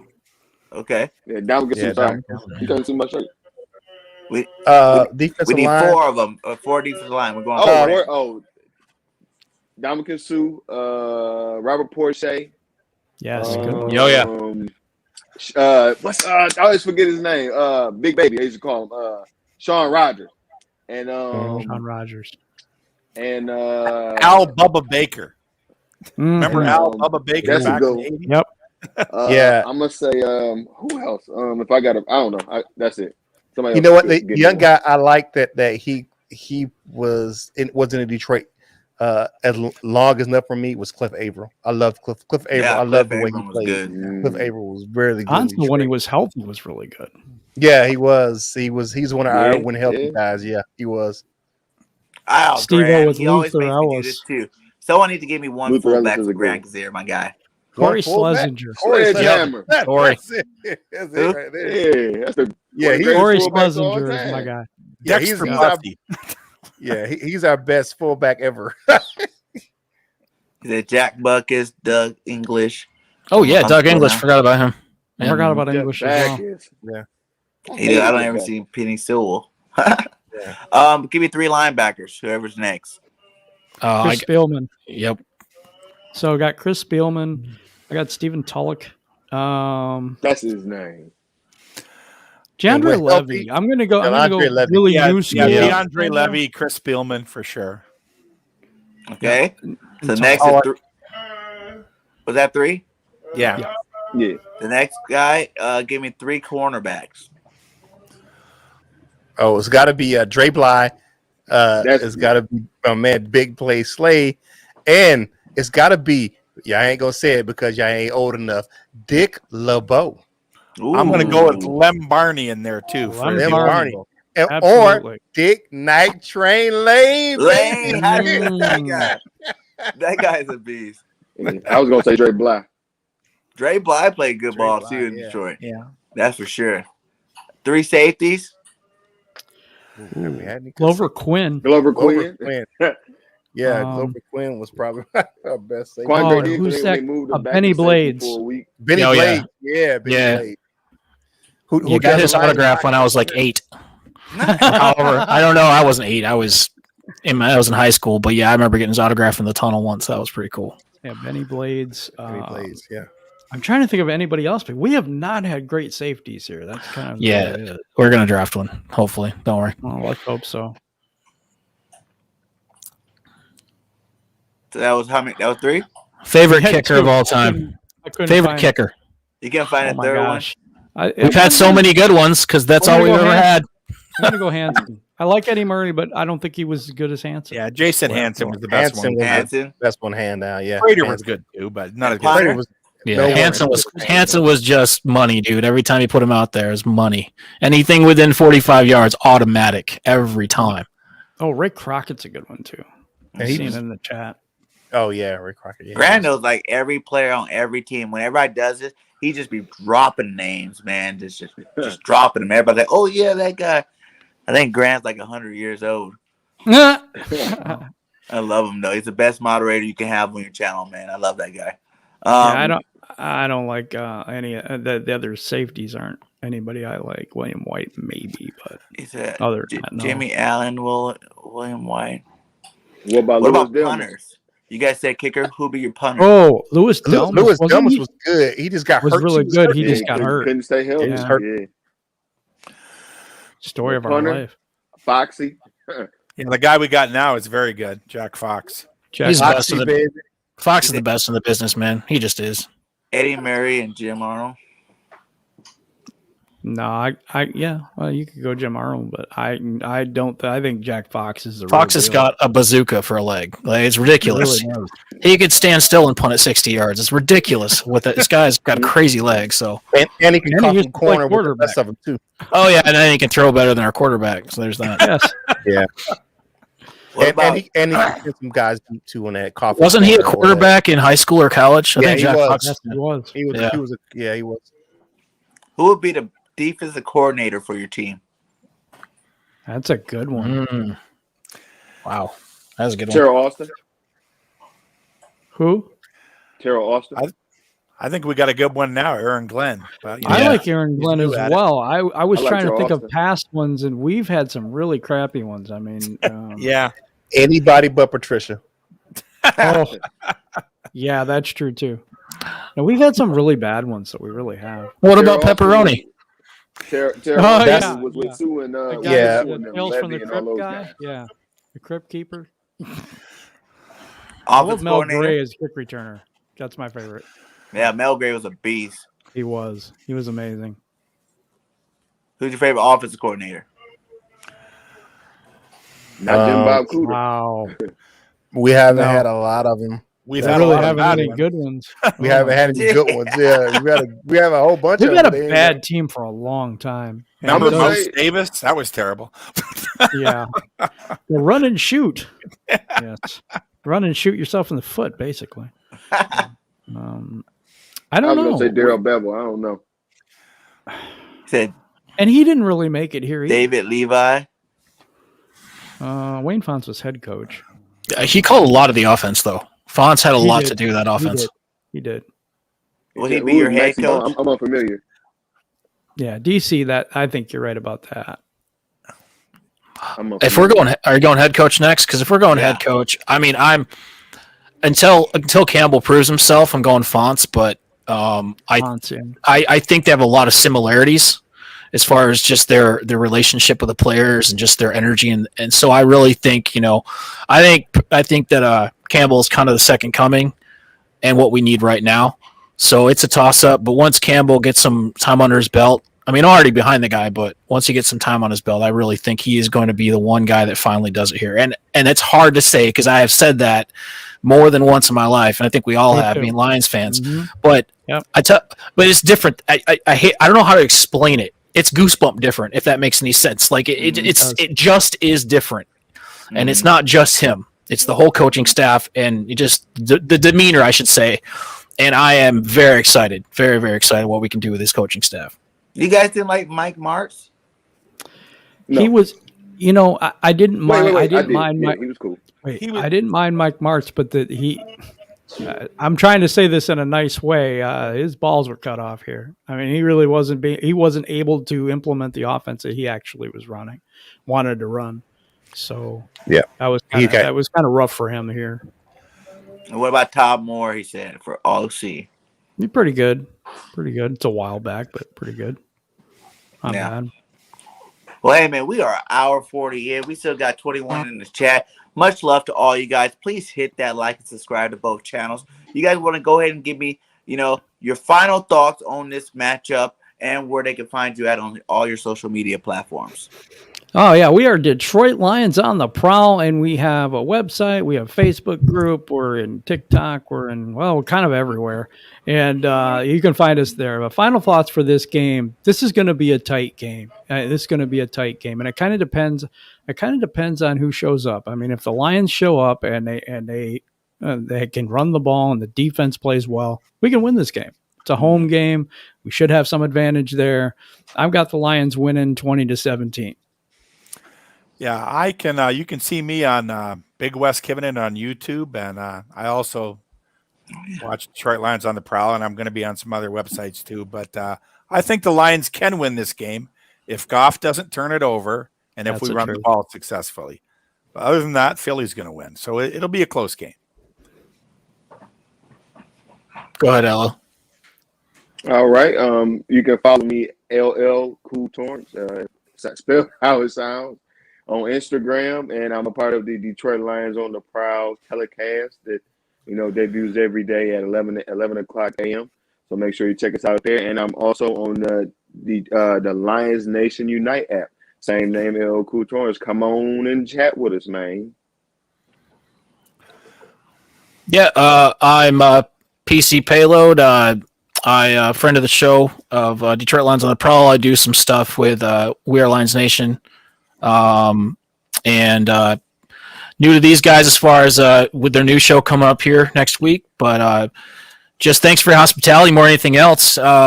Really appreciate being on. Thanks for the invite, Jim, and looking forward to more as far as this game goes. And I really think the keys to this game, we just got to stick with the run game no matter what, even if we go down 14 points. Got to stick with the run game, grind out the clock. I think that's the only chance we have to win. Given that you guys are more of a passing team, our defense has got to hold firm, at least get some pressure on the quarterback, which we're getting better at. So, it's a combination of things. We got to show up. We got to execute. If we do that, we can squeak out a win. I don't think it's going to be anything special, but I think we can squeak a win out if we actually execute a game. Yeah, definitely. Hey, you definitely can find the show at LOTP 14 over there on Twitter. You can follow your man Curtis Steele at Curtis Steele 14. That's CURTISSTELE 14 over there on Twitter. You can definitely follow me definitely with the Die Hard Den. I have a different show on Fan Media Network, so you can check me out over there as well. But thanks for the invite. We love talking Lions. So final thoughts for this game. Lions grind it out.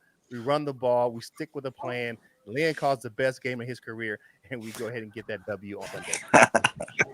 Hey, and I want to salute all you guys for coming on the show, man. It was a great time with you guys, man. Love having you guys on. Always welcome here on the Birdgang Nation Sports Talk channel and the network channel. Much love to you guys, but I will say that I'm hoping you guys get your first win next week, because not this week, because I need our Birds to get that first, to get back on the winning streak. I thought you wanted your coaches fired. You know, That might do it.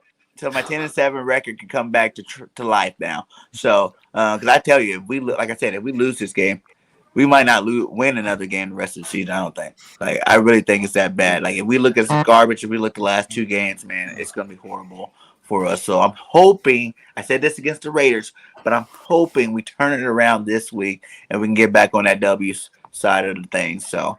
Much love to all you guys. Shout out to all you guys still in the chat. Please hit that like, and let's fly, Eagles, fly. Till next time, it's Birdgang 31, and we are out. Peace.